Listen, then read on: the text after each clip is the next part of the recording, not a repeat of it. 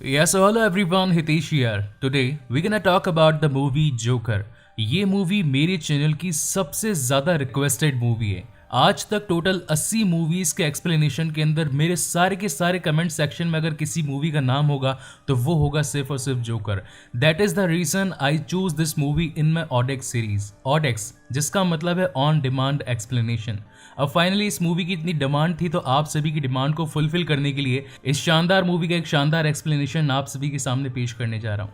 I hope कि ये movie आपके दिल को छू लेगी। इस कहानी में मैं आज अपनी जान डाल देने वाला हूँ क्योंकि इस कहानी में है सच्चाई, दर्द और प्यार, जो कि इस एक्सप्लेनेशन के बाद में वो सब कुछ आपको भी अपने दिल में फील होगा। ये कहानी एक ऐसे इंसान की जिसको दुनिया ने नकारा और साथ ही बेकार इंसान मानकर उसे धुतकारा, उसे इतना परेशान किया कि उसने अपनी ह्यूमैनिटी यानी कि उसके अंदर का जो व्यक्तित्व होता है उस इंसान ने वही खो दिया। वो कहता है ना कि जब अगर किसी अच्छे इंसान से उसकी अच्छाई चली जाती है तो बुराई उस पर हावी हो जाती है और वो बुराई इतनी ज्यादा होती है कि कोई भी उसे मिटा नहीं सकता। सो विदाउट वेस्टिंग टाइम चलिए आते हैं इस शानदार कहानी की एक्सप्लेनेशन पर। इस कहानी की शुरुआत होती है आर्थर फ्लैग से, जो कि अपना एक जोकर का मेकअप कर रहा होता है। वहीं बैकग्राउंड में टीवी पर एक न्यूज चल रही होती है जिसमें शहर के बिगड़ते हालात, महंगाई और साथ ही घटने वाले बुरे हादसों के ऊपर चर्चा हो रही होती है। मगर इस सोसाइटी में क्या होगा, इस बात का निर्णय सिर्फ और सिर्फ अमीरों के हाथ में है, क्योंकि उनके पास में इतना पैसा है कि वो किसी भी बात को तोड़ मरोड़ कर अपने अकॉर्डिंग सही बना सकते हैं। उनके खिलाफ अगर कुछ गलत होगा तो वो इसे सही कर सकते हैं और अगर उनके साथ कुछ सही होगा तो वो उसका बखान कर सभी लोगों के सामने लाएंगे, जिस वजह से अमीर और भी ज्यादा अमीर होते जा रहे हैं और वहीं गरीबों को अपनी जीवन जीने में भी काफी ज्यादा स्ट्रगल करना पड़ रहा है। उनकी जिंदगी दिन ब दिन और बदतर होती जा रही है। वहां से आर्थर एक म्यूजिक कंपनी का एडवर्टीजमेंट करने के लिए रोड पर आ जाता है। उस कंपनी का नाम है एवरीथिंग मस्ट गो, जो कि एक म्यूजिकल कंपनी होती है।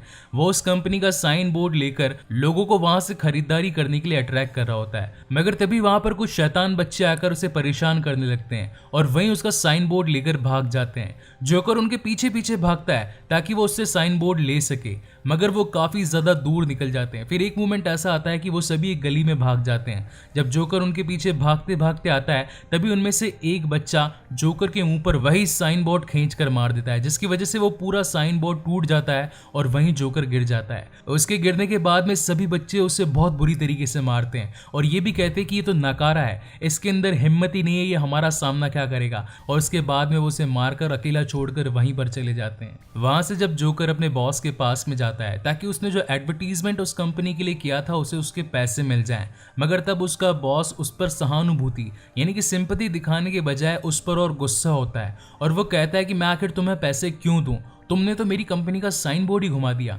अगर तुम मुझसे पैसे लेने चाहते हो तो मुझे वापस मेरा साइन बोर्ड लाकर दो, अदरवाइज तुम्हें इस काम के पैसे नहीं मिलेंगे। हालांकि आर्थर उसे ये बात बताना चाहता था कि कुछ लड़कों ने उसे मारा और साथ ही उसका साइन बोर्ड तोड़ दिया, मगर वो उसे नहीं बता पाता क्योंकि वो उस मोमेंट पर काफी ज्यादा अपने आप को सेल्फ ऑब्सेस्ड पाता है। उसके अंदर कॉन्फिडेंस ही नहीं होता कि आखिर वो बॉस की सभी बातों का जवाब कैसे दे और वो बिना कुछ बोले वहां से निकल जाता है। इन सभी बातों के बाद में आर्थर काफी ज्यादा हर्ट हो जाता है, मगर फिर भी वो अभी तक एक अच्छा इंसान ही होता है। उसके अंदर अभी भी लोगों को हंसाने की एक कला होती है। वहीं अगले दिन जोकर की मुलाकात उसके कलीग रैंडल से होती है और तब जोकर उसे उन लड़कों के बारे में बताता है जिन्होंने उसे मारकर उसका साइन बोर्ड तोड़ दिया। इसी बात पर रैंडल उसे एक गन रखने के लिए कहता है और कहता है कि ये हमेशा अपने पास में रखो, इसीलिए नहीं कि तुम्हें इसका मिसयूज कर लोगों को लूटना है, बल्कि इसीलिए ताकि ये गन तुम्हें सेफ रख सके। पहले तो आर्थर उस गन को लेने से मना कर देता है, लेकिन फाइनली जब रैंडल उसे समझाता है कि ये गन तुम्हारे काम ही आएगी तो इन्हीं बातों को समझकर फाइनली आर्थर उस गन को अपने पास में रख लेता है। वहीं से आर्थर अपने घर की ओर निकलता है। जब वो एक बस में बैठा होता है तो वहीं पर उसके सामने एक बच्चा होता है,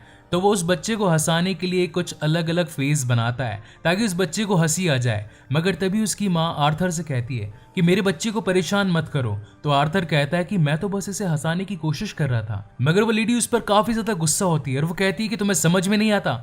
इस बात से अगेन आर्थर टूट जाता है और वो जोर जोर से हंसने लगता है। इस बात से उस बस में मौजूद सभी लोग उसे घूरने लगते हैं और तभी आर्थर अपनी जेब से एक कार्ड निकालकर उस लेडी को देता है। उस कार्ड के अंदर लिखा होता है कि I have a laughing problem. जब भी मेरे साथ कुछ बुरा होता है या जब भी मैं किसी एक ऐसे माहौल में होता हूँ जिसमें मैं अपने आप को ढाल नहीं पाता तो ऑटोमेटिकली मेरी हंसी छूटने लगती है। इस बात का आप प्लीज बुरा ना माने। जब भी आर्थर काफी ज्यादा नाराज होता उसकी हंसी और भी ज्यादा बढ़ जाती। इसका मतलब ये है कि वो उस गुस्से को उस हंसी से दबाने की भी कोशिश किया करता था। आर्थर का ऐसा हाल बचपन में हुए एक हादसे की वजह से हुआ था। इसी बात से वह अपने आप को ठीक करने के लिए सोशल सर्विसेज की मदद लेता है। वो वहां पर जाता है और वहां पर साइकाइट्रिस्ट से बातें करता है। तो साइकाइट्रिस्ट उसे पूछती है कि क्या तुम अपना जर्नल लेकर आए। तब वहां पर वो उसे अपना जर्नल देता है। तो वो उससे पूछती है कि आखिर तुम इसमें क्या क्या लिखते हो। तो आर्थर उसकी किसी बात का जवाब नहीं देता। और जब वो साइकाइट्रिस्ट उसका जर्नल खोल कर देखती है तो उसके अंदर लिखा होता है, I just hope my death makes more sense than my life. इसका मतलब ये होता है कि मेरी मौत उतनी बुरी नहीं होनी चाहिए जितना बुरा मैंने अपना जीवन काटा है। साथ ही आर्थर उस साइकाइट्रिस्ट से कहता है कि क्यों ना आप मेरी दवाइयां बढ़ा दें। तो साइकाइट्रिस्ट उससे कहते हैं कि तुम ऑलरेडी 7 अलग अलग तरह की दवाइयां ले रहे हो। मुझे नहीं लगता कि इन दवाइयों का डोज बढ़ाने की जरूरत है। और ये बात सुनकर वो वहां से निकल जाता है और अपने घर की ओर जाने लगता है। जब वो अपने घर की ओर जाता है तो हमें ये बात भी पता चलती है कि वो हर रोज अपने घर में घुसने से पहले अपने घर का लेटर बॉक्स चेक करता है। वो देखता है कि आज उसके पास में कोई लेटर आया है नहीं। और जब वो घर पहुंचता है तो वो अपनी माँ को देखता है जिसका नाम होता है पेनी फ्लैग। पेनी उससे पूछती है कि क्या लेटर बॉक्स में आज लेटर आया थॉमस वेन की तरफ से। तो आर्थर कहता है कि नहीं, आज भी कोई लेटर नहीं आया। बेसिकली आर्थर की माँ पेनी ने थॉमस वेन यानी इस गॉथम शहर का सबसे अमीर इंसान उसके घर पर 30 सालों तक नौकरी की थी। और उसे ऐसा लगता है कि अगर थॉमस वेन को हमारी इस कंडीशन का पता चलेगा कि हम किस हालात में रह रहे हैं तो वो हमारी मदद जरूर करेंगे। साथ ही पेनी को हर वक्त ये चिंता भी सताती रहती थी कि आर्थर उसका बेटा काफी ज्यादा दुबला पतला है। वहां से दोनों टीवी देखने के लिए बैठ जाते हैं जिसके अंदर एक शो आ रहा होता है जिसका होस्ट होता है मुरे फ्रैंकलिन। आर्थर मुरे का एक बहुत ही बड़ा फैन होता है। वो उसका कोई भी शो मिस नहीं करता। आर्थर ये समझता है कि मुरे उसकी लाइफ का इंस्पिरेशन है और आज तक उसने जो भी किया या आज तक जो भी पाया वो सब कुछ उसी के इंस्पिरेशन से पाया है। और यही रीजन होता है कि आर्थर मुरे को अपना एक आइडियल मान लेता है। अब क्योंकि आर्थर के पास में पैसे नहीं होते हैं और बॉस ने उसे ये कह दिया था कि जब तक तुम्हारे पास में साइन बोर्ड नहीं आता मैं तुम्हें पैसे नहीं दूंगा। इसी बात से वो रोड पर घूमने लगता है और फाइनली थकार कर जब वो अगेन अपने घर पर आता है तो उसे लिफ्ट में एक लड़की मिलती है जो कि ऑलरेडी शादीशुदा होती है जिसका नाम होता है सोफी। और आर्थर वहीं उसे देखकर अट्रैक्ट हो जाता है। जब वो अपने घर पर पहुंचता है तो उसकी माँ पेनी उससे अगेन पूछती है कि क्या थॉमस का कोई लेटर आया। तब वहां पर आर्थर कहता है कि वो एक अमीर इंसान है, आखिर वो हमारी परवाह क्यों करेगा। मगर पेनी कहती है कि वो हमारी मदद जरूर करेंगे क्योंकि वो एक अच्छे इंसान है। अगले दिन हमें दिखाया जाता है कि सोफी अपने घर से बाहर जा रही होती है और वहीं उसका पीछा करने लगता है आर्थर क्योंकि वो उसकी तरफ अट्रैक्ट हो चुका होता है। इन्हीं बातों को ध्यान में रखकर रात को सोफी उससे मिलने के लिए उसके पास में आती है और वो उससे कहती है कि आज तुम मुझे फॉलो कर रहे थे। तो आर्थर कहता है कि हाँ, मैं तुम्हें कर रहा था। मगर इस बात से सोफी गुस्सा नहीं होती, वो बल्कि उल्टा और उससे इम्प्रेस हो जाती है और उन दोनों के बीच के अंदर जो दूरियां थी वो भी कम होने लगती है। वहीं पर सीन शिफ्ट होता है अगले दिन की तरफ जहां पर जोकर एक हॉस्पिटल में पहुंचता है और वो बच्चों को हंसाने की कोशिश करता है अपने अतरंगी डांस के साथ में।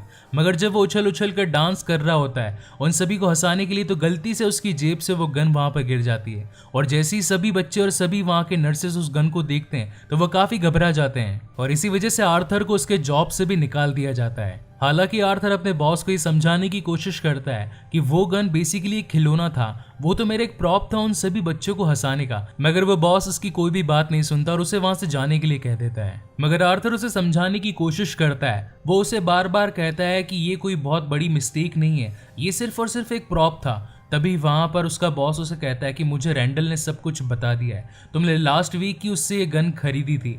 मगर जबकि ऐसा नहीं था, रैंडल ने तो खुद उसे ये गन लाकर दी थी ताकि वो अपनी सेफ्टी कर सके। जब ये बात आर्थर को पता चलती है तो उसे बहुत बुरा लगता है। उसे ऐसा लगने लगता है कि रैंडल ने उसे झूठ बोला, उसने उसका साथ नहीं दिया। इन बातों से वो अगेन काफी ज्यादा हर्ट हो जाता है और वापस अपने घर आने के लिए एक ट्रेन के अंदर बैठ जाता है। जब वो एक ट्रेन के अंदर बैठा होता है तो वहां पर एक लड़की भी बैठी होती है। उस ट्रेन में 3 एम्प्लॉय भी खड़े होते हैं जो कि ब्रूस वेन की कंपनी में काम किया करते थे। हालांकि उस मोमेंट तक आर्थर को उनसे कोई मतलब ही नहीं होता, वो तो बस अपनी दुनिया में खोया हुआ होता है। वो इतना दुखी होता है कि वो ऑटोमेटिकली हंसने लगता है। उसकी जो बीमारी, जो ऑटोमेटिक लाफ्टर उसका क्रिएट कर देती थी, वो उसके सामने आ जाती है और वो जोर जोर से हंसने लगता है। उन तीनों को ये लगता है कि हमारे ऊपर हंस रहा है, तो वो अगेन उसे मारते हैं, उसे पीटते हैं, उसे इतना मारते हैं कि उसके मुंह से खून निकलने लगता है। आर्थर उन्हें कुछ बोलता, उन्हें कुछ समझाता, मगर उन तीनों को इस बात पर गुस्सा आ रहा था कि अगर हम उस लड़की को छेड़ रहे थे तो ये हम पर हंस रहा था, इसलिए वो अगेन उस पर बहुत ज्यादा वार करने लगते हैं, उसे बहुत पीटते हैं। तब जाकर आर्थर को काफी ज्यादा गुस्सा आ जाता है और वो अपनी गन निकालकर उन तीनों को शूट कर देता है। और जब उसे ये लगता है कि उसने इन तीनों को मार दिया है, उसका यहाँ पर रुकना सेफ नहीं है, तो वो वहां से भाग जाता है और भागकर सीधा एक वॉशरूम में पहुंचता है। मगर एकदम से वो अपने आप को कांच में देखकर डांस करने लगता है। नॉर्मली उससे इस बात का अफसोस होना चाहिए था कि उसने अभी अभी 3 लोगों का कत्ल किया है, मगर ऐसा कर उसे खुशी मिली थी। इन सभी से हमें इस बात का पता चलता है कि किसी इंसान को इतना भी मत डराओ कि उसके मन से वो डर ही खत्म हो जाए। वहीं अगले सीन में हमें दिखाया जाता है कि अब आर्थर टीवी पर बैठकर एक न्यूज देख रहा होता है। उस न्यूज के अंदर थॉमस वेन बाकी सभी लोगों को बता रहा होता है कि जिन 3 लोगों का ट्रेन में कत्ल किया गया वो बेसिकली अच्छे लोग थे, अच्छे इंसान थे जिनकी बुरी मौत हो गई। और वो ये भी बताता है कि जिस इंसान ने उन तीनों को मारा वो किसी जोकर की पोशाक में था। मगर आश्चर्य की बात यह है कि लोग उन तीनों की मौत की बजाय उस जोकर पर तरस खा रहे हैं। लोग ये सोच रहे हैं कि जोकर ने जो किया वो अच्छा किया। इसके बाद में आर्थर अपनी साइकाइट्रिस्ट के पास में मिलने के लिए जाता है। तब वहां पर वो साइकाइट्रिस्ट बताती है कि आज हमारी लास्ट मीटिंग है, क्योंकि अब गवर्नमेंट ने हमारा हिस्सा काट दिया, हमारे पास इतना बजट ही नहीं है कि हम आप जैसे लोगों की मदद कर सकें। और इन्हीं बातों से ऑलरेडी टूटा हुआ आर्थर और ज्यादा टूट जाता है। वहीं अगले सीन में हमें दिखाया जाता है कि आर्थर स्टैंड अप कॉमेडियन बनकर कुछ लोगों के सामने अपना परफॉर्मेंस कर रहा होता है, मगर तभी काफी ज्यादा लोगों को अपने सामने देखकर वो थोड़ा सा नर्वस फील करता है और यही नर्वसनेस उसे अपनी हंसी की ओर ले जाती है और वो वहां मौजूद सभी लोगों के सामने जोर जोर से हंसने लगता है। इसी वजह से उसका पूरा परफॉर्मेंस जो वो देने वाला होता है वो खराब हो जाता है। इसके बाद जब आर्थर अपने घर पहुंचता है तो वहां उसकी माँ उसे एक लेटर पोस्ट करने के लिए कहती है, जो कि होता है थॉमस वेन के लिए। मगर आर्थर उसे वो पोस्ट करने से पहले एक बार खोल कर पढ़ लेता है, जिसमें लिखा होता है कि मेरे बेटे को मदद की जरूरत है। और इन्हीं बातों से अगेन आर्थर पर काफी ज्यादा इफेक्ट होता है। इसी वजह से वो अपनी माँ के पास में जाता है और उनसे पूछता है कि आखिर आपने थॉमस वेन को ऐसा लेटर लिखने का क्यों सोचा, आपने क्यों एक ऐसे इंसान से मदद मांगी जो कि हम लोगों को कीड़ा समान समझता है। तब वहां पर उसकी माँ बताती है कि नहीं बेटा, ऐसा नहीं है, पहले हमारे हालात काफी अच्छे थे। एक टाइम था जब मैं थॉमस से काफी ज्यादा प्यार किया करती थी, मगर समाज को अगर ये पता लगता कि वो काफी ज्यादा अमीर और मैं गरीब हूँ तो इस बात से हम दोनों के रिलेशनशिप पर काफी बुरा इफेक्ट पड़ता। इसी वजह से थॉमस ने मुझसे एक लेटर साइन करवाया जिसमें लिखा था कि आज के बाद मैं तुमसे कोई भी संबंध ना रखूं, और यही रीजन है कि आज हम लोग इस हालत में हैं। इन बातों को समझकर आर्थर फाइनली थॉमस वेन के घर जाने का डिसाइड करता है, जहां पर उसकी मुलाकात उसके बेटे ब्रूस वेन यानी कि हमारे आने वाले बैटमैन से होती है। एक बच्चे को अपने सामने पाकर उसके दिल के अंदर भी अपनी पुरानी वाली छवि आ जाती है और वो उसे हंसाने की कोशिश करता है, क्योंकि वो दिल से तो एक जोकर ही होता है। मगर उसी मोमेंट पर वहाँ उनका बटलर जिसका नाम होता है अल्फ्रेड वहां पर आ जाता है और वो ब्रूस को वहां से ले जाता है और कहता है कि अनजान लोगों से बातें नहीं करनी चाहिए। मगर तभी आर्थर अल्फ्रेड को बताता है कि वो कोई अनजान इंसान नहीं, बल्कि उसकी माँ पेनी फ्लैक ने आपके घर पर टोटल 30 साल तक काम किया है। मगर अल्फ्रेड उसकी बातों पर विश्वास नहीं करता और वो उसे वहां से जाने के लिए कह देता है और कहता है कि अगर तुम यहाँ से नहीं जाओगे तो मैं पुलिस को यहाँ पर बुला लूंगा। लेकिन तब आर्थर कहता है कि मुझे थॉमस वेन से मिलना है, मैं उनसे मिलना चाहता हूँ। तो अल्फ्रेड उसे मना करता है, वो कहता है कि थॉमस वेन किसी से नहीं मिलते। तब वहां पर आर्थर कहता है कि मैं सच्चाई जानता हूँ, मुझे पता है कि थॉमस वेन का मेरी माँ यानी कि पेनी से बहुत पहले एक अफेयर हुआ करता था और दोनों साथ में रहा करते थे, और साथ ही मैं ये भी जानता हूँ कि मैं किसी और का नहीं बल्कि थॉमस वेन का ही बेटा हूँ। लेकिन इस बात से अल्फ्रेड उसे मना कर देता है और वो कहता है कि तुम्हारी माँ एक पागल थी और उसने तुमसे झूठ बोला है, उसने एक मनगढ़ंत कहानी बनाई है जिसके अंदर वो ये बता रही है कि वही तुम्हारा असली पिता है, बल्कि ये सब कुछ तो एक झूठ है। इन बातों से अगेन आर्थर पर इफेक्ट पड़ता है और वह इन बातों को सुनकर वहां से निकल जाता है। और जब वो अपने घर पर पहुंचता है तो उसे पता चलता है कि उसके घर पर एम्बुलेंस आई है और वो सभी उसकी माँ को हॉस्पिटल ले जाने लगते हैं। बेसिकली आर्थर की मॉम यानी कि पेनी फ्लैक को एक स्ट्रोक आया होता है, इसी वजह से वो सभी उसे हॉस्पिटलाइज करते हैं। अपनी माँ को इस हालत में देखकर आर्थर काफी ज्यादा दुखी होता है। मगर उसी मोमेंट पर वहां पर 2 पुलिस वाले आते हैं और वो आर्थर से बात करने लगते हैं कि क्या तुम्हें कुछ पता है कि ट्रेन हादसे के अंदर जिस जोकर ने 3 लोगों को मारा, क्या तुम उसके बारे में कुछ जानते हो। तब आर्थर वहां पर अनजान बनने की कोशिश करता है और वो कहता है कि नहीं, मुझे तो इसके बारे में कुछ भी नहीं पता। और साथ ही आर्थर को ये भी पता चलता है कि जो क्वेश्चन अभी वो मुझसे कर रहे हैं यही सेम क्वेश्चन उन्होंने मेरी माँ से भी करे थे और इन्हीं क्वेश्चंस की वजह से ही उसकी माँ को अटैक आया था। इसके बाद आर्थर अपनी माँ के पास आकर बैठ जाता है। वहाँ पर सोफी भी मौजूद होती है और वो दोनों आपस में बातें करने लगते हैं। मगर उसी मोमेंट पर टीवी पे एक शो आ रहा होता है जिसको होस्ट कर रहा होता है मुरे फ्रैंकलिन, और तभी मुरे वहाँ पर एक क्लिप दिखाता है जिसके अंदर और कोई नहीं बल्कि आर्थर ही होता है, जिसने कभी स्टैंड अप कॉमेडियन बनने की कोशिश की थी। मगर उसकी हिम्मत की दाद देने की बजाय वहाँ पर मुरे ये बताता है कि कुछ लोग ऐसे हैं जिन्हें कॉमेडी करना ही नहीं आता, और वो उसका मजाक उड़ाता है। वो ये बताता है कि किस तरीके से लोग इस पर हंसते हैं। और जब ये सारी बातें आर्थर देख रहा होता है तो उसे पता चलता है कि जिस इंसान को उसने आइडियल माना वो इंसान तो आज उसकी हंसी उड़ा रहा है, वो इंसान आज उसकी बीमारी का मजाक बनाकर लोगों के सामने रख रहा है। वहीं दूसरी ओर हमें शहर के हालात दिखाए जाते हैं जहाँ पर वो काफी ज्यादा बिगड़ चुके होते हैं। कई लोग अपने आप को जोकर समझकर जोकर का मास्क पहनकर शहर में इधर उधर घूमने लगते हैं। इस मोमेंट पर हमें पता चलता है कि लोगों के बीच में अब एक दीवार खड़ी हो चुकी है। एक दीवार जहां पर यहाँ के सबसे अमीर लोग मौजूद हैं और वहीं दूसरी दीवार जहां पर इस शहर के सबसे ज्यादा गरीब लोग हैं। अमीर जो भी चाहे वो पा सकते हैं, मगर गरीब जो भी चाहे उसे पाने के लिए उन्हें अपनी हद पार करनी पड़ती है। इन सभी बातों को आर्थर भी खड़ा खड़ा देख रहा होता है, मगर इन बातों से वो हैरान नहीं बल्कि उल्टा और खुश होता है, क्योंकि वो सभी जोकर से इंस्पायर्ड होकर ये सब कुछ करने लगे थे। शहर में हर तरफ दंगे मच रहे थे, जो कि सब कुछ उन गरीबों के द्वारा हो रहा था जो कि जोकर से काफी ज्यादा इंस्पायर्ड हो चुके थे। इसके बाद हमें गौथम शहर का एक थिएटर दिखाया जाता है जहाँ पर चार्ली चैपलिन की एक मूवी रिलीज होती है। उस मूवी को देखने के लिए गौथम शहर के सबसे अमीर लोग वहां पर पहुंचते हैं, मगर वही बाहर कुछ लोग जोकर का मास्क पहनकर उन अमीर लोगों का विरोध कर रहे थे, क्योंकि गरीबों के पास में तो खाने को पैसा नहीं और वहीं अमीर लोग अपने शौक और मौज को पूरा करने के लिए महंगी महंगी मूवीज देख रहे हैं। वो सब लोग जोर जोर से चिल्ला रहे होते हैं, I am joker, I am joker. और वहीं इन सारी बातों को आर्थर देखकर खुश हो रहा होता है। उसे ऐसा लगता है कि अब वो इन सब लोगों का हीरो है। मगर तभी पुलिस भी वहां पर पहुंच जाती है और उन गरीब लोगों को और उन सभी बदमाशों को वहां से हटाने की कोशिश करती है, और इसी वजह से उन सभी लोगों में अफरा तफरी मच जाती है। और इसी बात का मौका पाकर आर्थर उस थिएटर के अंदर घुस जाता है ताकि वो थॉमस वेन से बात कर सके। वहां पर आर्थर की मुलाकात अपने पिता थॉमस वेन से होती है। तब वहां पर आर्थर अपने पिता से कहता है कि मैं आपका बेटा हूँ, मैं आपका वो बेटा हूँ जो कि पेनी फ्लैग से पैदा हुआ है। लेकिन इस बात से थॉमस वेन मना कर देता है और वो उसे एक मुक्का मार देता है, जिसकी वजह से उसकी नाक से खून निकलने लगता है। और वो कहता है कि मैं किसी पेनी फ्लैग को नहीं जानता, यहाँ से चले जाओ। आर्थर इतना ज्यादा डिप्रेस हो जाता है कि वो अपने आप को सजा देने के लिए एक फ्रिज में बंद कर लेता है। मगर थोड़ी देर बाद में उसे कॉल आता है। वो कॉल होता है उन्हीं पुलिस वालों की तरफ से जो कि ट्रेन हादसे पर हुए अपनी इंक्वायरी कर रहे थे, और वो उसे कहते हैं कि हम तुमसे बातचीत करना चाहते हैं, तुमसे पूछताछ करना चाहते हैं उस ट्रेन में हुए हादसे के बारे में। मगर तभी उसे पता चलता है कि मुरे फ्रैंकलिन ने उसे अपने शो पर इनवाइट किया है, क्योंकि उसकी वो क्लिप जो कि उसने शो में दिखाई थी लोगों ने उसे काफी ज्यादा पसंद किया था। और जब ये बात आर्थर को पता चलती है कि मुरे ने उसे बुलाया है तो वो उसके शो में जाने का डिसाइड करता है। वहां से आर्थर आर्कम असाइलम पहुंचता है और वहां के रिसेप्शन पे पहुंचकर अपनी माँ की फाइल मांगता है, मगर वहां पर खड़ा बंदा उसे वो फाइल देने से मना कर देता है। इसी बात से आर्थर चुपके से उस फाइल को चुराकर वहां से भागने लगता है। जब आर्थर उस फाइल को खोलकर पढ़ने लगता है तो वो और अगेन टूट जाता है, क्योंकि उस फाइल के अंदर कुछ ऐसी बातें लिखी थी जो कि आर्थर को काफी हर्ट कर देती है। उस फाइल में ये लिखा होता है कि आर्थर की माँ पेनी फ्लैग का एक बॉयफ्रेंड भी था जिसके रिलेशन उससे कई साल पहले से थे, और साथ ही वो बॉयफ्रेंड उसके बेटे यानी कि आर्थर को काफी ज्यादा परेशान भी किया करता था। इसी की वजह से आर्थर के सर पर एक चोट आई थी, और आज जब वो इन सभी चीजों का सामना कर रहा है वो सभी कुछ उसी चोट की देन थी। इन बातों को शेयर करने के लिए, अपने दिल के दर्द को बांटने के लिए वो सोफी के पास में जाता है। मगर यहाँ पर हमें पता चलता है कि सोफी आर्थर के साथ में कभी अटैच थी ही नहीं, वो कभी उसकी गर्लफ्रेंड थी ही नहीं।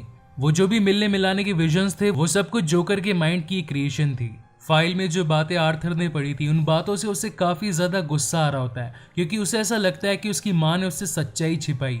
इन बातों से आर्थर के मन में और भी ज्यादा गुस्सा भर जाता है, इसीलिए वो सीधा हॉस्पिटल जाता है और अपनी माँ को जान से मार देता है। इसके बाद में आर्थर अब अपने जोकर के मेकअप में तैयार हो रहा है, क्योंकि उसे मुरे फ्रैंकलिन के शो में जाना होता है। मगर तभी उसे अपनी माँ की एक तस्वीर मिलती है। वो जैसे ही उस तस्वीर को उल्टा करता है तो उसके पीछे लिखा होता है कि मुझे तुम्हारी स्माइल काफी ज्यादा पसंद है, जो कि लिखा होता है थॉमस वेन ने पेनी फ्लैग के लिए। इस बात से आर्थर को ये क्लियर हो जाता है कि वो मोमेंट जरूर था जब थॉमस वेन को मेरी माँ यानी कि पेनी फ्लेक से प्यार था। वो दोनों साथ में रहा करते थे। मगर तभी वहां पर आर्थर का फ्रेंड यानी कि रैंडल वहां पर आ जाता है और उससे बातें करने लगता है। वो उससे कहता है कि इस शहर के अंदर जो 3 मर्डर हुए थे और साथ ही तुम्हारी माँ का जो कत्ल हुआ था वो काफी ज्यादा बुरी बात है। इन बातों पर वो अपना शौक जाहिर करता है, मगर तब तक आर्थर अपना स्टेट ऑफ माइंड खो चुका होता है और उसे उनकी बातों पर काफी ज्यादा गुस्सा आने लगता है। उसे ऐसा लगता है कि ये लोग अगेन मुझे टीज करने के लिए आए हैं, ये लोग मुझे इन बातों पर चिढ़ाने आए हैं कि आखिर मैंने इन सब का ये हाल क्यों किया। इन बातों से आर्थर को काफी ज्यादा बुरा लगता है और वो फाइनली रैंडल का मर्डर कर देता है। और इसके बाद दिखाया जाता है इस मूवी का वो सीन जो कि इस मूवी का सबसे बेहतरीन सीन है, जहां पर आर्थर अपने जोकर के फुल गेटअप में